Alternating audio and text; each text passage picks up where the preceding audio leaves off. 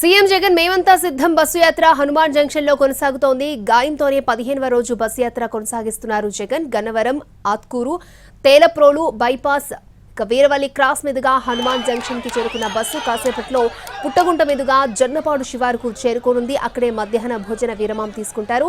తర్వాత జొన్నపాడు, జనార్దనపురం మీదుగా గుడివాడ శివారు నాగవరప్పాడుకు చేరుకుంటారు. అక్కడ ఏర్పాటు చేసిన బహిరంగ సభలో పాల్గొని ప్రసంగిస్తారు.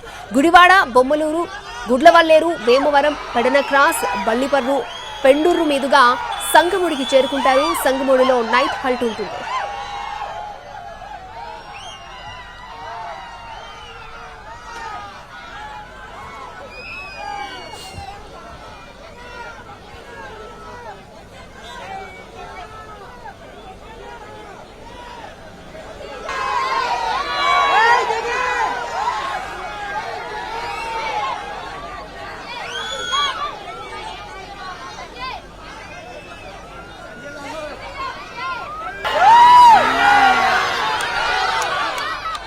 ముఖ్యమంత్రిపై రాయి దాడి తర్వాత భద్రతను మరింత కట్టుదిట్టం చేశారు పోలీసులు. పటిష్ట భద్రతా ఏర్పాట్ల మధ్య బస్సు యాత్ర కొనసాగుతోంది. బస్సు యాత్రలో సీఎంకు గజమాలను వేయడం, పూలు విసరడంపై ఆంక్షలు విధించారు.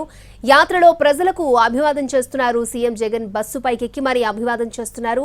మధ్య మధ్యలో ఆగుతూ బస్సు దిగి ప్రజలను కలుస్తున్నారు సీఎం జగన్. వారి సమస్యలను అడిగి తెలుసుకుంటున్నారు. బస్సు యాత్రలో సీఎం జగన్ ను కలిసేందుకు జనం వైసీపీ శ్రేణులు భారీగా తరలిస్తున్నారు.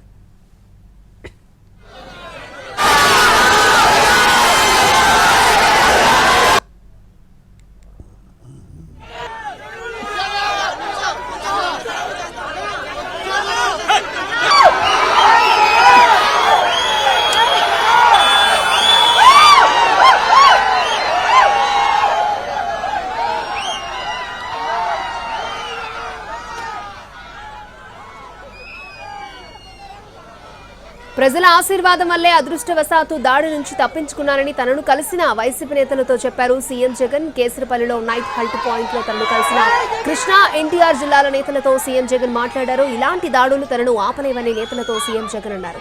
దేవుడు దయ, ప్రజల ఆశీర్వాదం తనకున్నాయన్నారు. ధైర్యంగా అడుగులు ముందుకు వేద్దామని నేతలతో చెప్పారు. తనపై జరిగిన రాయి దాడితో ఎవరూ అధైర్యపడాల్సిన అవసరం లేదన్నారు సీఎం జగన్.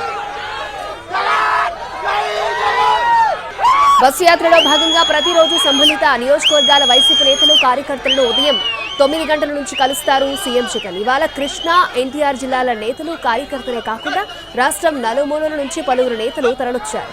వారందరితో మాట్లాడిన జగన్ ధైర్యంగా అడుగులు ముందుకు వేద్దామన్నారు.